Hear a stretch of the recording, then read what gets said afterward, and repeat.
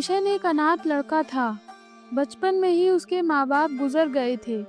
किशन बहुत परिश्रमी लड़का था, इसलिए उसने भीख ना मांगकर एक बनिए के घर में नौकरी कर ली। किशन बनिए के घर के सारे काम अकेला ही करता था। हर रोज वह सुबह ही सबसे पहले उठ जाता था और दिन भर काम करता रहता था, पर उसके चेहरे पर तनाव के निशान तक नहीं दिखाई देते थे। जब देखो वह मुस्कुराता रहता था।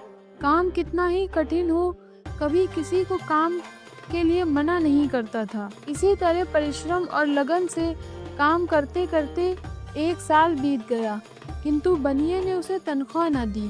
एक तो बनिया था बड़ा कंजूस, दूसरे उसे यह डर था कि अगर किशन को उसकी तनख्वाह दे दी गई तो वह कहीं नौकरी न छोड़ दे। किशन ने कभी तनख्वाह नहीं मांगी और इसी तरह मेहनत और लगन से काम करता रहा। दूसरा साल भी इसी तरह बीत गया, फिर भी बनिए ने उसे तनख्वाह देने के बारे में सोचा तक नहीं था। जब तनख्वाह के बारे में कुछ पता न चला तो एक दिन किशन बनिए के पास गया और बोला, मालिक, मुझे आपके पास काम करते हुए 2 साल बीत गए हैं। अब मैं काम करते करते ऊब गया हूँ और नौकरी छोड़ना चाहता हूँ। आप मेहरबानी करके मुझे मेरी तनख्वाह दे दीजिए। बनिए ने सोचा, किशन बहुत ही भोला भाला है, क्यों न मैं इसे थोड़े से पैसे दे दूं।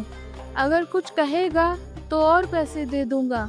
यह सब सोचकर उसने किशन को 20 रुपए दिए और कहा, यह लो तुम्हारी तनख्वाह 2 साल की, 10 रुपए प्रति वर्ष के हिसाब से, जो तुम अपनी किस्मत को दाद दो जो तुम्हें मेरे जैसा मालिक मिला, अन्यथा इतनी तनख्वाह कौन देता है। सीधा साधा किशन बोला, ठीक है मालिक। किशन ने बनिए के दिए 20 रुपए जेब में रखे और उन्हें प्रणाम करके चला गया। वह बहुत ही खुश था। आज उसकी जेब में पूरे 2 साल की तनख्वाह थी। उसने सोचा, अब कुछ दिन आराम करूंगा, अभी तो मेरे पास 2 साल की कमाई है। यह सोचते सोचते चलते चलते जब वह थक गया तो एक पेड़ के नीचे आराम करने के लिए लेट गया। लेटते ही उसे नींद आ गई, किंतु कुछ ही देर बाद उसे महसूस हुआ कि कोई उसे हिला रहा है। किशन तुरंत ही आंख मसलते हुए उठ बैठा। किशन ने देखा सामने एक वृद्ध व्यक्ति फटे पुराने कपड़े पहने खड़ा है। वह वृद्ध किशन को जगाते देखकर बोला, मैं कई दिनों से भूखा हूँ, बहुत बूढ़ा हो गया हूँ और कोई काम नहीं कर सकता। अगर तुम मुझे कुछ पैसे दे दो तो बड़ी कृपा होगी। किशन से उस बूढ़े व्यक्ति की यह दशा देखी नहीं गई। उसने तुरंत ही जेब से 20 रुपए निकाले और बोला, बाबा, मेरे पास ये 20 रुपए हैं और ये मेरी 2 साल की कमाई है, यह आप रख लो। मैं तो अभी जवान हूँ, फिर कमा लूंगा। यह कहकर किशन ने 20 रुपए बूढ़े के हाथ पर रख दिए। 20 रुपए देखकर बूढ़े व्यक्ति के चेहरे से खुशी झलकने लगी। वह किशन से बोला, बेटा, तुम बहुत दयालु हो, भगवान तुम्हारा भला करे। मैं तुम्हें 3 वर देता हूँ। यह कहकर उस बूढ़े ने अपनी झोली में से एक बांसुरी और धनुष बाण निकालकर उसे दे दिया और कहा, लो बेटा, ये बांसुरी और धनुष बाण जादुई है। इस धनुष बाण का निशाना कभी नहीं चूकेगा और यह बांसुरी जब भी तुम इसे बजाओगे तो लोग नाचने लगेंगे। तुम्हारा तीसरा वर यह है कि तुम जब किसी से कुछ कहोगे तो वह तुम्हारी बात मान लेगा। यह कहकर बूढ़ा व्यक्ति अचानक ही अंतर ध्यान हो गया। अब किशन खुश होकर आगे बढ़ गया। अभी वह कुछ ही दूर गया था कि उसे एक व्यक्ति पेड़ के नीचे खड़ा धनुष बाण से एक बहुत सुंदर चिड़िया का निशाना करने का प्रयास करता हुआ नजर आया। किशन के उसके पास पहुंचने पर वह व्यक्ति बोला, भैया, बहुत देर से इस चिड़िया का शिकार करने का प्रयास कर रहा हूँ, किंतु निशाना चूक जाता है। क्या तुम मेरी मदद कर सकते हो? किशन ने अपना धनुष बाण निकाला और बोला, यह कोई मामूली धनुष बाण नहीं है, यह एक जादुई धनुष बाण है। इसका निशाना कभी नहीं चूकता। मैं अभी इस चिड़िया को गिरा देता हूँ। किशन ने चिड़िया का निशाना लगाकर तीर छोड़ा। तीर सीधा चिड़िया को जा लगा और वह जख्मी होकर जमीन पर गिर गई। यह देखकर उस व्यक्ति के मन में लालच आ गया और वह किशन से जादुई धनुष बाण छीनकर भागने लगा। किशन भी उस व्यक्ति को पकड़ने के लिए भागा। तभी उसे अपनी जादुई बांसुरी की याद आई और वह रुककर बांसुरी बजाने लगा। फिर क्या था, वह व्यक्ति बांसुरी की आवाज सुनते ही भागना छोड़कर नाचने लगा।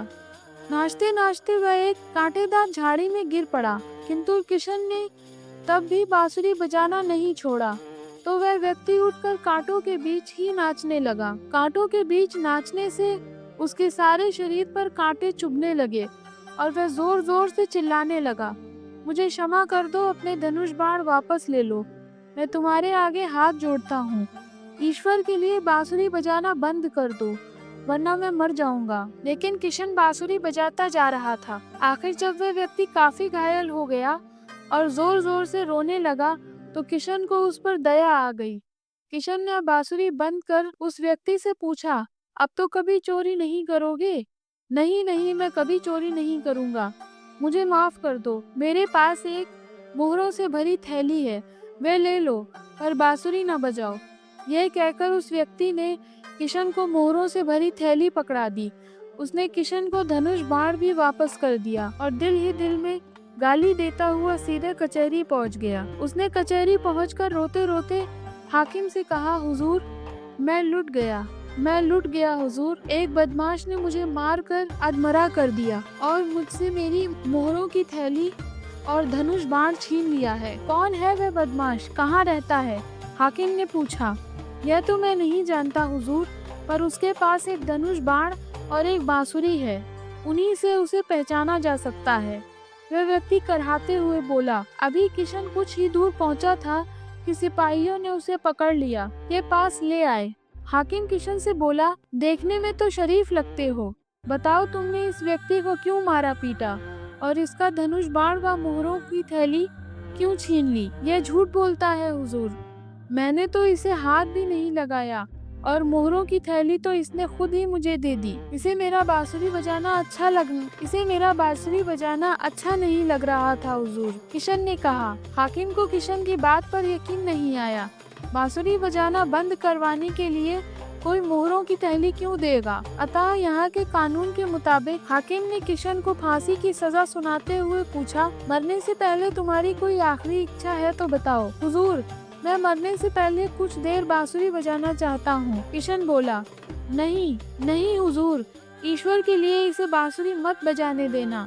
वह व्यक्ति तुरंत ही जोर से चिल्लाया, लेकिन हाकिम किशन की बात कैसे न मानता। किशन को तो उस बूढ़े व्यक्ति ने वर दिया था कि जिससे भी तुम कुछ कहोगे वह तुम्हारी बात जरूर मानेगा। हाकिम ने किशन को बांसुरी बजाने की अनुमति दे दी। जैसे ही किशन ने बांसुरी पर धुन छेड़ी, वहाँ उपस्थित हर व्यक्ति नाचने लगा। जैसे जैसे बांसुरी की आवाज तेज होती जाती, सबका नाचना भी तेज होता जाता।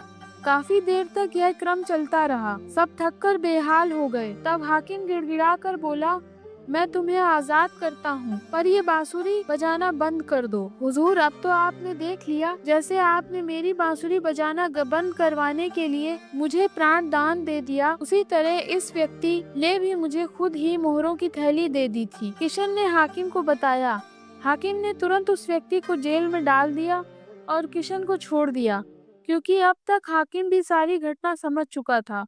इस प्रकार कृष्ण ने अपनी मेहनत, लगन और सूझबूझ से जादुई वस्तुओं को फिर से प्राप्त कर लिया। दोस्तों, अगर मेरी आवाज में आप लोगों को कहानियां सुनना अच्छा लग रहा है तो प्लीज मेरे चैनल को लाइक, सब्सक्राइब और शेयर कीजिए और अपने फ्रेंड्स और फैमिली के साथ जरूर शेयर कीजिए। धन्यवाद दोस्तों।